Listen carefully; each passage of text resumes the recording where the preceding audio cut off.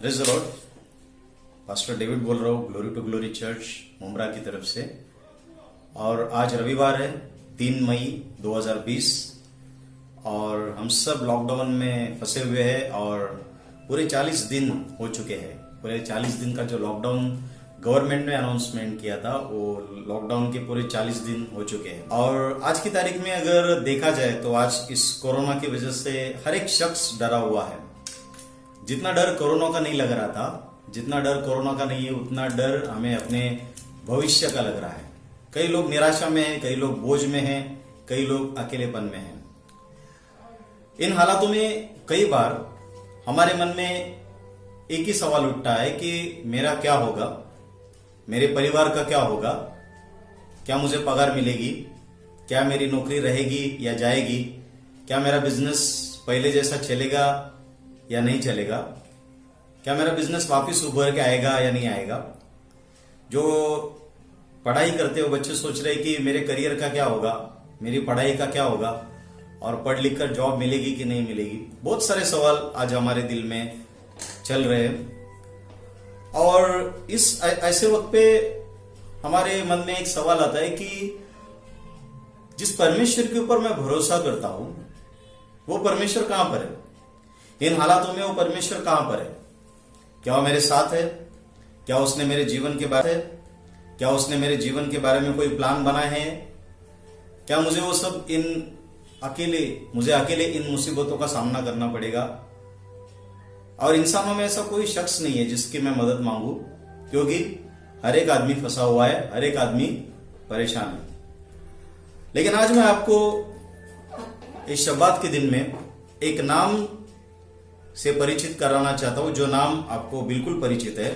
वो नाम है इम्मानुएल। वो नाम है इम्मानुएल, जिससे मैं आपको परिचित करना चाहता हूं। इम्मानुएल ये नाम है हमारे यहोवा परमेश्वर का नाम है। और ये नाम कई लोग अपने बच्चों का भी ये नाम रखते हैं। और अगर हम लोग देखेंगे तो पुराने नियम में ये जो इम्मानुएल नाम है ये 2 बार आया है। यशाया उसका 7वां अध्याय 14 वचन, यशाया उसका 8वां अध्याय 58 वचन। और नए नियम में सिर्फ ये नाम एक ही बार आया है। मत्ती रचित सुसमाचार उसका 1 अध्याय और 23वें वचन में ये नाम आया है। और अगर आप इंग्लिश बाइबल में स्पेलिंग देखेंगे तो दोनों जगह में अलग है। पुराने नियम में इम्मानुएल का स्पेलिंग आई से शुरू होता है, IMMANUEL। और नए नियम में अगर आप इसका स्पेलिंग देखते हैं तो ई से शुरू होता है, इम्मानुएल। और अगर इसको हम लोग ठीक से इसका मतलब देखेंगे तो इसका इम्मान्यू मतलब विथ अस, हमारे साथ, और एल मतलब गॉड, परमेश्वर। जो पुराना नियम था वो इब्रानी भाषा में लिखा गया और नया नियम जो है वो ग्रीक भाषा में लिखा गया। इसलिए शायद इंग्लिश में इसका ट्रांसलेशन ऐसा हुआ रहेगा कि पुराने नियम में आपको आई मिलता है और नए नियम में आपको ई मिलता है, लेकिन मतलब दोनों का एक ही होता है। इम्मानुएल मतलब परमेश्वर हमारे साथ है। इम्मानुएल का मतलब परमेश्वर मेरे साथ। और इन हालातों में सबसे ज्यादा जरूरत अगर आपको किसी की है तो वो इम्मानुएल की है, कि वो आपके साथ होना जरूरी है, उसकी उपस्थिति आपके साथ रखना बहुत जरूरी है। कई लोग अपने बच्चों का नाम इम्मानुएल रखते हैं, लेकिन मैं आपको बताना चाहता हूं कि इब्री लोगों में, यहूदी लोगों में हर एक नाम का एक मतलब होता है और नाम को इज्जत होती थी। अगर आप मुस्लिम लोगों में और यहूदी लोगों में देखेंगे तो एक चीज कायम रहती है कि कोई भी बच्चे का नाम रहता है उसका मतलब रहता है। आज की तारीख में माँ बाप अपने बच्चे का नाम बहुत प्यार से इम्मानुएल रखते हैं, लेकिन वो नाम से उसको बुलाते नहीं, क्योंकि वो जो नाम है वो अभिषेक को लेकर आता है।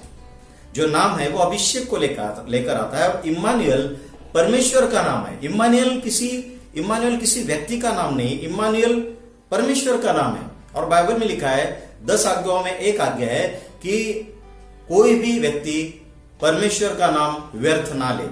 कुछ लोग अपने बच्चे का नाम इम्मानुएल रखते और फिर बाद में उसको इम्मू कर देते। कुछ लोग उसका नाम इम्मानुएल रखते और बोलते बहुत बड़ा है तो तू रखा क्यों। कई बार ये सवाल उठता है, अगर नाम बड़ा था तो आपने रखा क्यों। और आजकल सीरियल के नाम रखे जाते हैं, अंश, दक्ष, यक्ष, ऐसे नाम सब रखे जाते हैं। लेकिन अगर आपने इम्मानुएल रखा है तो उस नाम के ऊपर अभिषेक है, क्योंकि वो नाम परमेश्वर का नाम है।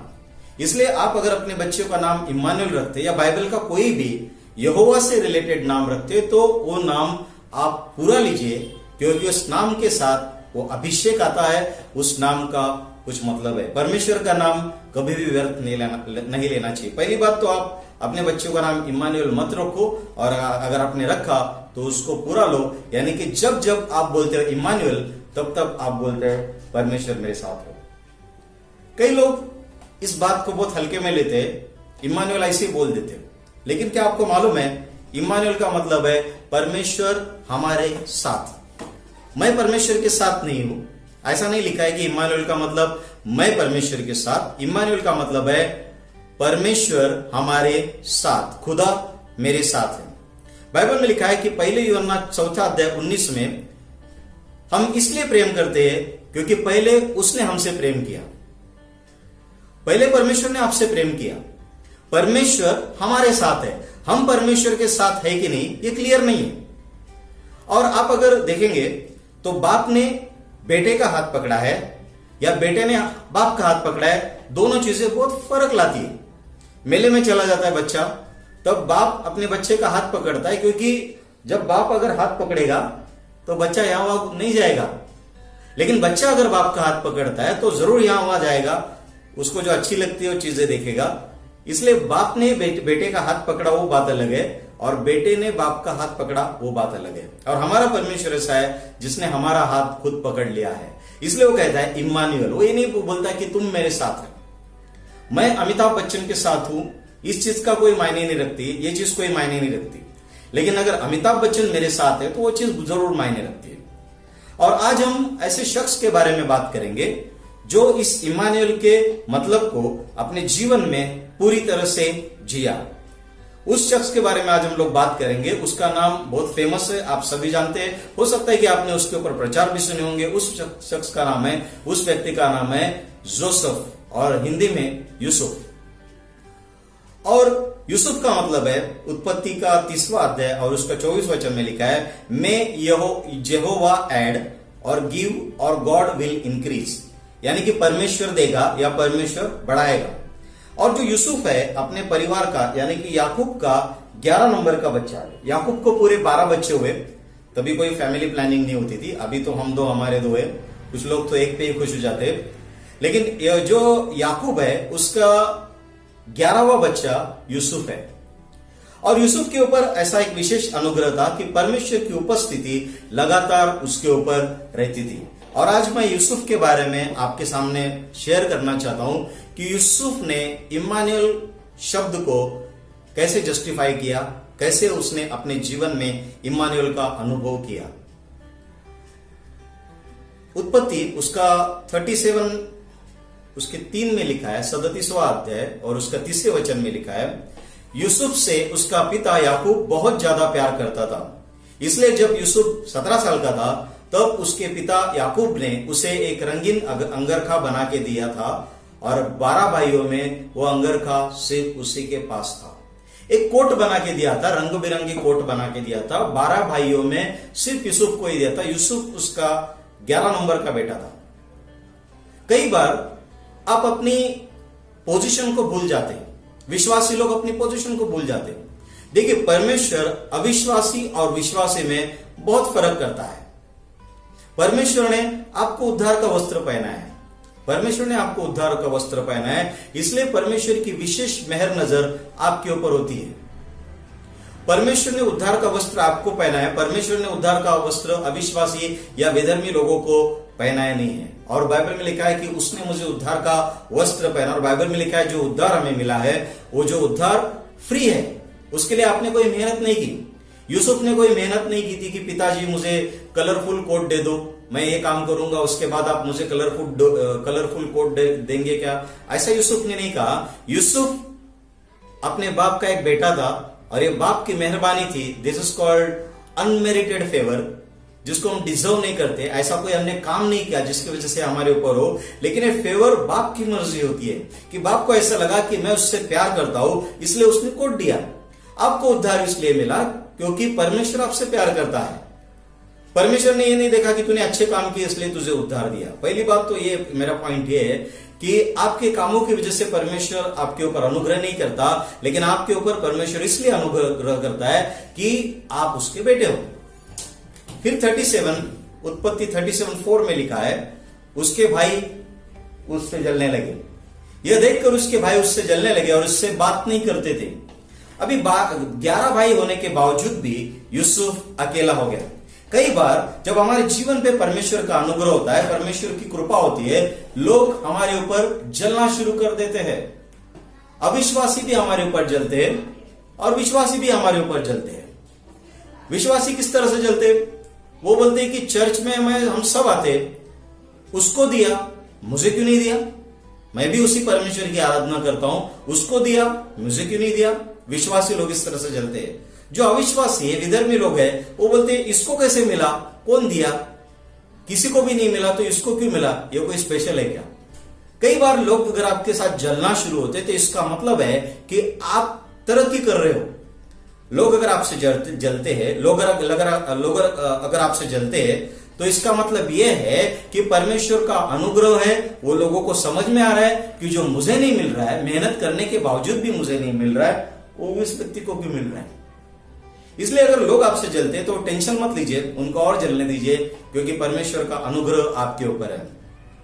और उसके बाद उत्पत्ति 37:5 में यूसुफ ने एक स्वप्न देखा, और ऐसा एक स्वप्न देखा, उसके बाद सभी भाइयों ने यूसुफ को क्वारंटाइन कर दिया, अकेला कर दिया और जलने लगे। यूसुफ आइसोलेशन में चला गया। ये शब्दों से आप अभी इन दिनों में काफी परिचित हैं। आप जो परमेश्वर के द्वारा अभिषेकित हो, आपका परमेश्वर के साथ लगातार संबंध कैसा है, इम्मानुएल आपके साथ है या नहीं, उसका यह सबूत है कि परमेश्वर आपके साथ स्वप्न और दृष्टांतों के द्वारा बात करता है। अगर इम्मानुएल आपके साथ है तो इम्मानुएल चुपचाप आकर नहीं बैठ रहा आपके साथ। इम्मानुएल अगर आपके साथ है तो इम्मानुएल आपको स्वप्न और दृष्टांत के द्वारा जरूर दर्शन देगा।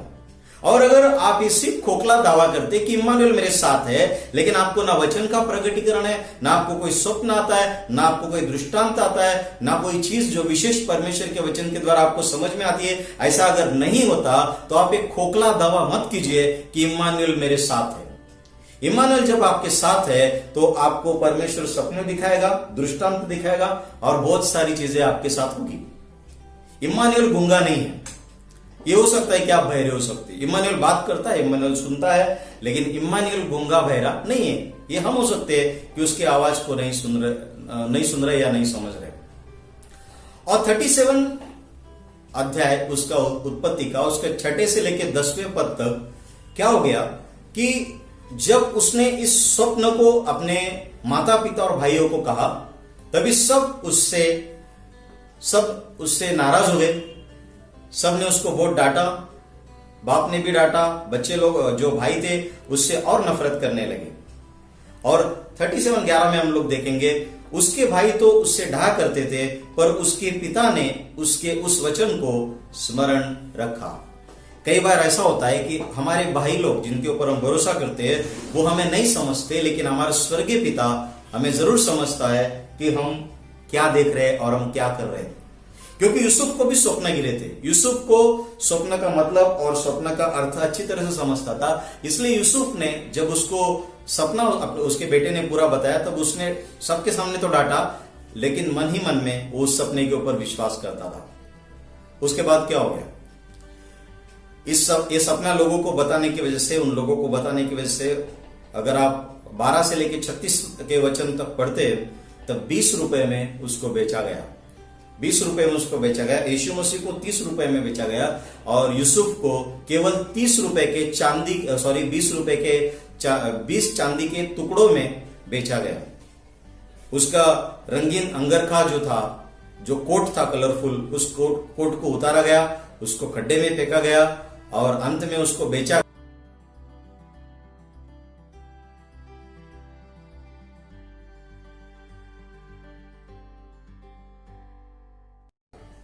और यहां पर यूसुफ के जीवन का दूसरा पर्व शुरू होता है। कभी कभी तरक्की पाने के लिए सब कुछ खोना पड़ता है, अकेला होना पड़ता है, दुख उठाना पड़ता है, लेकिन जब तक यूसुफ उस गड्ढे में नहीं पड़ा उसकी तरक्की भी नहीं हुई। अब यूसुफ के जीवन में दूसरा पर्व शुरू हुआ। बाप का सबसे लाडला बेटा, स्वप्न देखने वाला 17 साल का एक लड़का अपने सगे भाइयों की वजह से गुलाम बन गया, लेकिन फिर भी परमेश्वर उसके साथ था और उसने एक पल के लिए भी उसको नहीं छोड़ा, क्योंकि हमारा परमेश्वर इम्मानुएल है। यूसुफ अपने बाप के घर में था तभी भी इम्मानुएल उसके साथ था, भाई लोग जल रहे थे तभी भी इम्मानुएल उसके साथ था, अभी गड्ढे में गिरा है तभी भी इम्मानुएल उसके साथ है। और उसके बाद यूसुफ की रवानगी कहां पर होगी? उत्पत्ति उसके 39 चैप्टर में दूसरे वचन में लिखा है। यह सबसे बहुत इंपॉर्टेंट वचन है जो आप ध्यान से सुनिए, मैं फिर से एक बार आपके लिए पढ़ रहा हूं। और यूसुफ अपने मिस्री स्वामी के घर में रहता था और यहोवा उसके संग था, सो वह भाग्यवान पुरुष हो गया। And the Lord means Emmanuel, and the Lord Emmanuel was with Joseph, and he was prosperous man. He was in the house of his master, the Egyptian. मराठीमध्ये लिहिलेलं आहे, परमेश्वर योसेफा बरोबर असल्या कारणाने तो यशस्वी पुरुष झाला, तो आपल्या मिस्री धन्याच्या घरी असे। कुछ लोग कामयाबी को जगह के साथ जोड़ते हैं।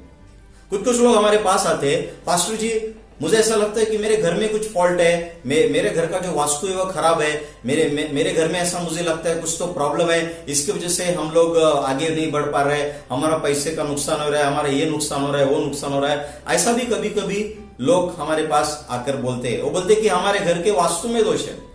हम उसको बताते भाई तेरे वास्तु में दोष नहीं, तेरे अंदर दोष है। क्योंकि यूसुफ तब सक्सेसफुल हो गया जब वो मिस्री आदमी के घर पे था, गुलाम था। गुलाम होने के बावजूद भी वो यशस्वी हो गया। जब परमेश्वर आपके साथ है, इसका दूसरा मतलब है कि यशस्वी होना कंपलसरी है, यशस्वी होना जरूरी है, क्योंकि परमेश्वर आपके साथ है। बाइबल में लिखा है, मैं नहीं बोल रहा हूं, यहां पर लिखा है कि परमेश्वर उसके साथ था, यहोवा उसके संग था, इसीलिए वो भाग्यवान पुरुष हो गया। अगर इम्मानुएल आपके साथ है, आपकी कामयाबी को कोई नहीं रोक सकता। इम्मानुएल अगर आपके साथ है तो आपकी कामयाबी को कोई नहीं रोक सकता। और 39:3 में देखिए, इसमें यहां पर लिखा है, और यूसुफ के स्वामी ने देखा कि यहोवा उसके संग रहता है और जो काम वह करता है उसको यहोवा उसके हाथ से सफल कर देता है। नतीजा क्या है कि जब आप सफल होते हो, जब आप सक्सेसफुल होते हो इम्मानुएल की वजह से, लोग नोटिस करते हैं कि आप जो काम करते हैं आपका हर काम यशस्वी होता है। आप में कुछ अलग है, आप जो काम करते हो हम नहीं कर पाते। आप कितना ग्रेसफुली, कितना पीसफुली काम करते हो, और आप जो भी काम करते हो उसमें आपको बरकत मिलती है। अगर आपके बारे में लोग ऐसा कहते हैं तो मैं आपको बताना चाहता हूं कि इम्मानुएल आपके साथ है। आपके बातचीत में ग्रेस नजर आती है, आपके काम में सक्सेस नजर आता है, तो बोलते कि तुम जो करते हो वो कुछ अलग है। क्यों मालूम है? क्योंकि इम्मानुएल आपके साथ है। प्रेरितों के काम 4 अध्याय 13 वचन में लिखा है, जब उन्होंने पतरस और यूहन्ना का हियाव देखा और यह जाना कि अनपढ़ और साधारण मनुष्य है तो अचंबा किया, फिर उनको पहचाना कि ये यीशु के साथ रहे हैं। यानी कि आपकी पढ़ाई लिखाई, आपका एक्सपीरियंस मैटर नहीं करता, आपके साथ कौन है ये मैटर करता है। वो लोग कौन थे? मछुआरे थे। और ये स्टेटमेंट कौन दे रहा है? जो बड़े बड़े शास्त्री पुरुष लोग उनको देखते थे सेवकाई करते हुए, उनके हाथों से जब चिन्ह चमत्कार होता हुआ देखते थे, तभी वो बोलने लगे, अरे ये लोग तो अनपढ़ गवार है, मछुआरे, ये लोग इतना बड़ा चमत्कार कैसे करते हैं? तब उन्होंने अंदाज लगाया, अरे ये तो यीशु मसीह के साथ थे। आपके बारे में ऐसी गवाही आनी चाहिए, लोग आपके बारे में ऐसा बोलना चाहिए, ये अनपढ़ रहने के बावजूद भी इतना अच्छा बात कैसे कर सकता है, ये अनपढ़ रहने के बावजूद भी इतना स्किलफुल कैसे है, ये कम पढ़ा लिखा है लेकिन ये सक्सेसफुल कैसे है। फिर वो लोग बोलेंगे हाँ ये यीशु के साथ है, वो इम्मानुएल के साथ है। बस अच्छे दिन आए ही थे और पोटीफर की बीवी उसके पीछे लग गई। कुछ लोगों को ऐसा लगता है कि जो पोटीफर की बीवी है वो बुढ़ी रहेगी। मैं आपको बताना चाहता हूँ पोटीफर जो बीवी है कोई बुढ़ी नहीं थी, क्योंकि हमें नाम थोड़ा अजीब लगता है, क्योंकि हमारा एक आदत है कि नाम के हिसाब से हम पर्सनैलिटी को गेस करते हैं। जैसे अभी धोंडीबा बोलेंगे, तुकाराम बोलेंगे, नामदेव बोलेंगे, तो हमारे सामने कोई सोफिस्टिकेटेड सूट बूट में खड़ा हुआ आदमी नहीं आएगा। धोंडीबा, कोंडीबा, ऐसा सीताराम वगैरह नाम लेंगे तो हमारे सामने एकदम साधारण कपड़ा पहना हुआ, धोती पहना हुआ आदमी हमारे सामने आएगा।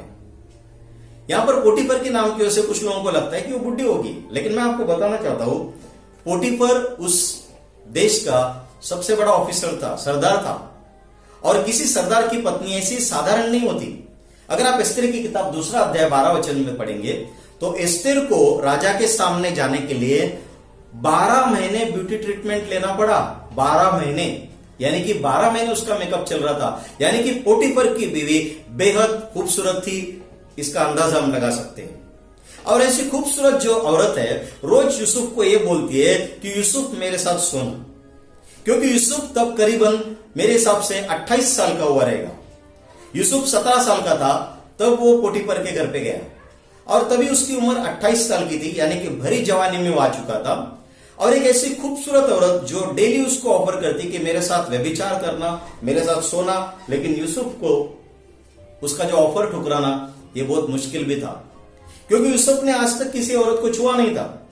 फ्रैंकली स्पीकिंग, जब 17 साल का था तब से लेकर वो उसके जीवन में मुसीबतें आ रही थी, कोई औरत उसके सामने नहीं आई थी। लेकिन यहां पर अभी उसके हाथ में सब कुछ है, वो पूरे घर का मालिक है और जो मालिक की खूबसूरत बीवी है वो उसको खुद अपने आप को ऑफर करती है। ये सबसे बड़ा टेम्पटेशन था, ये सबसे बड़ा क्या बोलते मोह था। अगर यूसुफ उसको हाँ कर देता था तो यूसुफ को दोनों तरफ से फायदा होता था। मालिक का भी फेवर मिलता था, उसकी पत्नी का भी फेवर मिलता था। यूसुफ की तो चारों उंगलियां घी में और सर कढ़ाई में होता था। लेकिन यूसुफ ने परमेश्वर की 10 आज्ञाओं में से 2 आज्ञाओं को फॉलो किया, जब वो आज्ञाएं दी भी नहीं थी। कुछ लोग बोलते 10 आज्ञा ये मानना जरूरी है, लेकिन यूसुफ तब 10 आज्ञा माना। 10 आज्ञा मानना जरूरी है, बेशक 10 आज्ञा मानना जरूरी है। यूसुफ ने 10 आज्ञा तब मानी, 10 आज्ञाओं में से 2 आज्ञा जब वो लिखी भी नहीं गई थी। 10 आज्ञाओं में एक आज्ञा है कि व्यभिचार मत करना, और दूसरी आज्ञा है अपने पड़ोसी की पत्नी की लालच मत करना, लोभ मत करना। यूसुफ ने क्या किया? दोनों आज्ञाओं को पूरा किया। निर्गमन उसके 20वीं किताब में है। लेकिन इमानुएल उसके साथ होने की उसको कीमत चुकानी पड़ी। जब एक औरत को उसने ठुकरा दिया तो नेचुरली वो खूबसूरत होगी, उसको अपनी खूबसूरती पे घमंड आया होगा, उसको ऐसा लगता होगा कि मैं अपनी खूबसूरती से किसी भी मर्द को आकर्षित कर सकती हूँ, ये उसके थॉट रहेंगे। लेकिन एक साधारण गुलाम जो अभी मैनेजर बन गया, उसने अपने मालकिन की ऑफर ठुकरा दिया, जबकि उसके पास रोज आती थी, रोज बात करती थी। और एक दिन जब यूसुफ अकेला था, उसने जबरदस्ती की, यूसुफ वहां से भाग गया और तभी उसके अहंकार को, उस औरत के अहंकार को ठेस पहुंची और उसने यूसुफ के ऊपर झूठा इल्जाम डाला कि ये मेरी इज्जत लूटने आया। और अपने पति के सामने उसने सब कुछ झूठ बोल दिया। और एंड क्या हो गया? यूसुफ बेगुनाह होने के बावजूद भी क्या हो गया? अभी वो जेल में गया। देखिए अभी क्या है, यूसुफ का लाइफ कैसा है। पिता का प्रेम उसको मिला, लेकिन भाइयों का जलापा उसको मिला। जो 11 भाई होने के बावजूद भी अकेलापन महसूस कर रहा था। फिर भाइयों ने धोखा दिया, फिर खड्डे में गिरा, फिर खड्डे में निराशा आई, फिर बेचा गया। बेचा जाने के बाद गुलामी में गया, गुलामी से वापस तरक्की हो गई, तरक्की के बाद ये मोह सामने आया, फिर झूठा इल्जाम लग गया और बेगुनाह होकर भी उसको एंड में जेल में जाना पड़ा। तभी यूसुफ 28 साल का था। लेकिन एक खुशखबर आपको बताना चाहता हूं कि अभी भी इम्मानुएल उसके साथ था। अभी भी इम्मानुएल उसके साथ था। अगर उत्पत्ति उसका 39:21 हम लोग देखेंगे, 39:21 में देखेंगे, जब यूसुफ जेल में था तब वचन क्या कहती है? पर यहोवा यूसुफ के संग संग जेल में रहा। यूसुफ कहां था? जेल में था। और यहोवा संग संग कहां रहा? जेल में रहा। तब पर यहोवा यूसुफ के संग संग रहा और उस पर करुणा की, और बंदीगृह के दारोगा के अनुग्रह की दृष्टि उस पर हुई। मतलब, ठीक से सुनिए मैं क्या बोल रहा हूं, मतलब यूसुफ और परमेश्वर दोनों जेल में थे। ठीक से सुनिए मैं क्या बोल रहा हूं, यूसुफ और परमेश्वर दोनों जेल में थे। हमारा परमेश्वर मुसीबत में हमारे साथ चिपक के रहता है। हम मुसीबत में है और वो बाहर नहीं खड़ा रहेगा। आप जेल में, वो बाहर खड़ा नहीं रहेगा। अगर आप जेल में है तो आपके साथ रहेगा। उसने कहा दुनिया के अंत तक मैं सदैव तुम्हारे साथ हूं। जेल में जाओ, बेडरूम में जाओ, बाथरूम में जाओ, दुनिया के किसी भी कोने में जाओ, वो आपके साथ है। इसलिए हम गाना गाते हैं, तूने मुझे आगे पीछे घेर रखा है, अपना हाथ मेरे सिर पे रख के रखा है, तेरी आत्मा को छोड़कर कहां जाऊं। यूसुफ के साथ परमेश्वर भी जेल में जाता था। एक बहुत अच्छा गाना है, आप सभी जानते हैं, अब्बा खुदा। उसमें एक जो लाइन है बहुत अच्छी है। वो ऐसा लाइन कहती है, चोट मुझको लगे दर्द तुझको होता है, मेरे आंसू के पहले तेरा आंसू बहता है। आज अगर आप निराशा में हो, आज अगर आप दुखी हो, तो मैं आपको बताना चाहता हूं कि हमारा परमेश्वर इम्मानुएल इस हालात में भी आपके साथ है। अब जेल में इम्मानुएल और यूसुफ दोनों हैं, और परमेश्वर की करुणा जेल में भी उसके ऊपर ऐसी हुई कि जेलर का अनुग्रह उसके ऊपर हो गया। और बाइबल में लिखा है, सो बंदीगृह के दारोगा ने उन सब बंधुओं को जो कारागार में थे यूसुफ के हाथ में सौंप दिया, और जो जो काम वे वहां करते थे उसी की आज्ञा से होता था। वहां भी मैनेजर था, यहां भी मैनेजर बन गया। वहां पर गुलाम था, यहां पर कैदी हो गया। लेकिन एंड में क्या हो गया? यूसुफ की आज्ञा से सब कुछ होने लगा। सीक्रेट क्या था? इम्मानुएल उसके साथ था। उसके बाद देखिए आगे क्या होता है। 39:23 में लिखा है कि बंदीगृह के दारोगा के वश में जो कुछ था, क्योंकि उसमें उसने कोई भी वस्तु देखने न पड़ती थी कि यहोवा यूसुफ के साथ था। यहां पर इंपॉर्टेंट क्या है? यहोवा यूसुफ के साथ था, और जो कुछ वह करता था यहोवा उसको उसमें सफलता देता था। यह बात अब 2 बार बोली गई है कि पोटीफर और दारोगा दोनों गवाह है कि यूसुफ जो भी करता है वो सक्सेसफुल होता है। यूसुफ जो भी करता है वो सक्सेसफुल होता है। जो इम्मानुएल खड्डे में यूसुफ के साथ था, वही इम्मानुएल पोटीफर में उसके घर में था, वही इम्मानुएल जेल में था। और परमेश्वर अपने बच्चों के लिए हालात बदल देता है। हम वो गीत गाते हैं, हालात बदल जाते हैं यीशु तेरे छूने से। यस, छूने से तो बदलते हैं, लेकिन सिर्फ यीशु के साथ रहने से भी बहुत कुछ बदलता है। और फिर यहाँ पर 40वें अध्याय में अगर हम लोग देखेंगे उत्पत्ति के, वहां पर जो फारो का जो सेवक था वो आया, और फारो के सेवक का स्वप्न का अर्थ यूसुफ ने बता दिया। अभी जो यूसुफ सपना देखने वाला था, अभी सपना क्या हो गया, वो सपने का मतलब भी बताता है। और सपने का मतलब बताने के बावजूद भी, लेकिन फिर भी 2 साल उसको जेल में रहना पड़ता है। और 2 साल के बाद जब वापिस फारो का एक स्वप्न आता है, उस स्वप्न के जरिए वो फारो के सामने खड़ा हो जाता है। तभी वो 30 साल का होता है। 17 साल की उम्र से उसको तकलीफ चालू है, 17 साल से वो परेशान है, लेकिन अभी 30वें साल में वो फारो के सामने खड़ा हो जाता है। और वो सपने का मतलब बताता है, वो फारो के लेवल का राजा बन जाता है। फारो उसको बोलता है कि सिर्फ मैं सिंहासन के लिए फारो हूं, लेकिन सब कुछ तेरे हाथ में है। इतना बड़ा ओहदा मिला। खड्डे में गिरा हुआ 20 रुपए में बिका हुआ एक गुलाम अभी फारो के पूरे राज्य का मालिक हो गया। अगर आप देखेंगे, उसके बाद उसकी शादी होती है, और शादी होने के बाद उसको 2 बच्चे होते हैं। बड़े बच्चे का नाम रखता है मनस्से। मनस्से का मतलब परमेश्वर ने मेरे सारे दुखों को भुला दिया है। और दूसरा जो बेटा होता है उसका नाम रखता है एफ्राइम। इसका मतलब है फलवन। मैं आपको बताना चाहता हूं, आज अगर आप तकलीफ में है तो आपकी तकलीफ को परमेश्वर इम्मानुएल बनकर, और इम्मानुएल है ही वैसे, लेकिन आपके लिए पर्सनली इम्मानुएल बनकर आपके हर एक दुखों को भुला देगा और आपको फलवंत करेगा।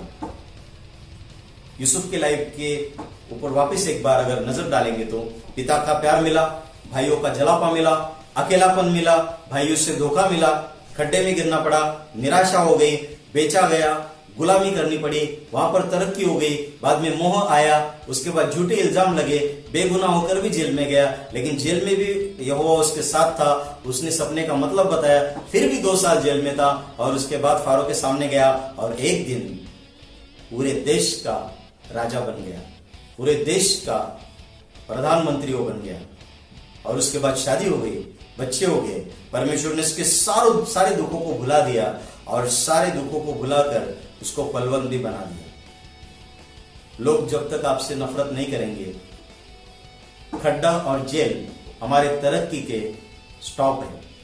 जब तक हम खड्डे में नहीं गिरते, जब तक हम जेल में नहीं गिरते, जब तक अनुभव नहीं आता, जब तक परिपक्वता नहीं आती, परमेश्वर हमें ऊपर भी नहीं लेके जाता। और जो सपना उसने देखा था कि उसके भाइयों के जो कुलियों ने उसको दंडवत किया और चांद तारों ने उसको दंडवत किया, वो जो सपना है 42वें अध्याय में पूरा होता है। यूसुफ के साथ इतना सब कुछ हुआ, उसके भाई उसके पास जब आए तभी भी, लेकिन उसके मन में कड़वाहट नहीं थी। ये बात नोटिस करने के लायक है कि उसके भाई लोग उसके सामने आने के बाद भी उसके मन में बिल्कुल कड़वाहट नहीं थी।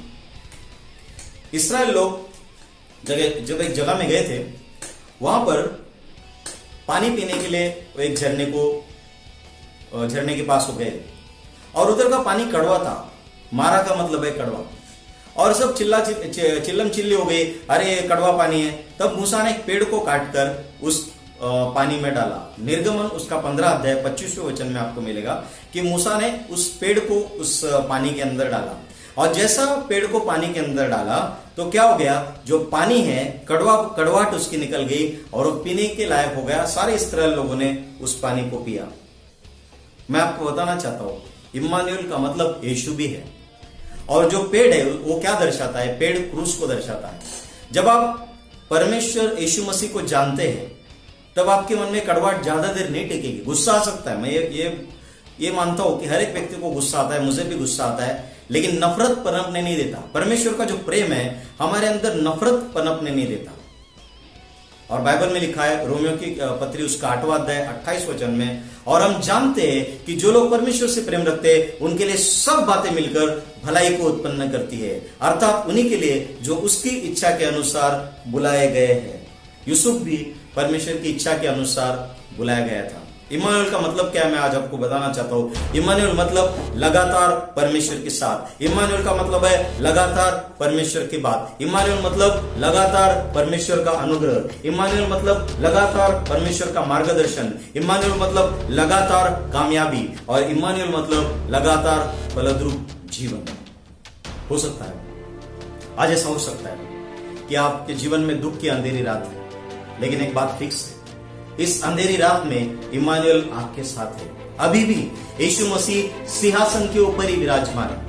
जैसा इम्मानुएल यूसुफ के साथ जेल में था, जैसा इम्मानुएल यूसुफ के हर जीवन के हालात में उसके साथ था, वैसा ही परमेश्वर आपके साथ रहेगा।